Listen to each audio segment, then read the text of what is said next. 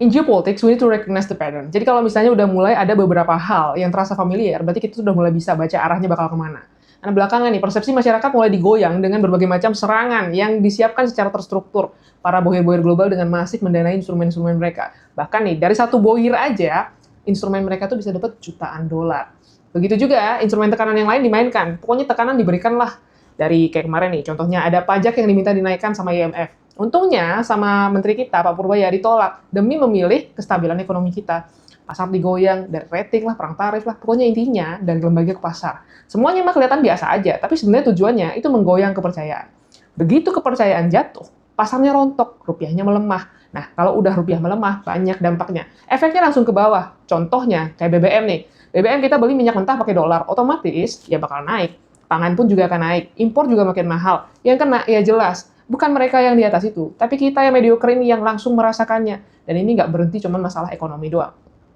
Sebenarnya, kita bicara juga masalah persepsi publik. Bagaimana sebenarnya persepsi publik itu dibentuk oleh ternakannya para bohir. Berusaha membuat kepercayaan publik hilang, dan saat kepercayaan runtuh, yang goyang bukan cuma pasar tadi, tapi arah kekuasaan. Kita pernah lihat pola ini, bahkan pernah merasakannya. Saat krisis berubah jadi gelombang emosi. Nasi liar menyebar, situasi panas. Di titik itu, perubahan besar mungkin terjadi. Dan yang paling bahaya bukan krisisnya, tapi di saat rakyat itu ikut jadi marah, ikut terbelah. Karena saat itu terjadi, kita bukan lagi korbannya. Kita jadi bagian daripada pola yang dimainin sama ternakan bohir. Apa yang disampaikan Pak Presiden kemarin, masalah false flag operation, itu bukan hisapan jempol semata. Karena memang udah banyak negara yang kemakan sama jebakan itu. Bahkan kita sendiri pun sudah pernah makan itu jebakan. Akhirnya muncul instabilitas, muncul korban, dan pada saat itu, ada bohir yang ambil untung besar-besaran daripada kejadian itu.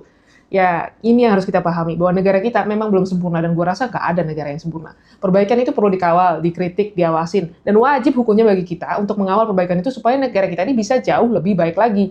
Tapi bukan berarti kita bisa mengaduk-aduk semua kebijakan dan membandingkannya dengan kesempurnaan, lalu mendebar persepsi, bahkan kebohongan, yang sebenarnya dibuat hanya untuk menyenangkan bohir-bohir itu dan mendapatkan keuntungan pribadi. Negara ini akan jadi baik jika kehendak daripada sumber daya manusianya untuk memperbaiki dan memajukan bangsa ini bersama. Bukan membuat instabilitas yang hanya menguntungkan bohir-bohir itu dan kantong pribadi. Demokrasi tanpa batas adalah demokrasi yang nggak beradab. Dan itu nggak sesuai dengan ideologi bangsa ini, Pancasila. Jadi mari kita wujudkan demokrasi yang beradab itu.